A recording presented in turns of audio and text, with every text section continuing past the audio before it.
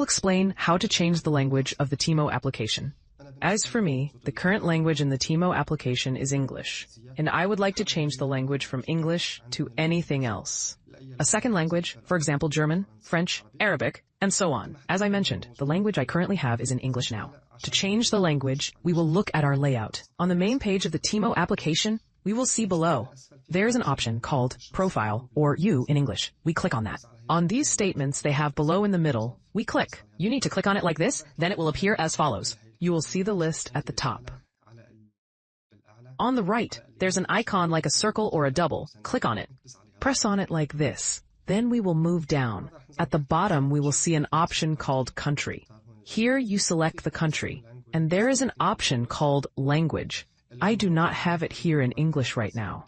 I want to change the language to German. I will choose Deutsch, and this changes the language completely.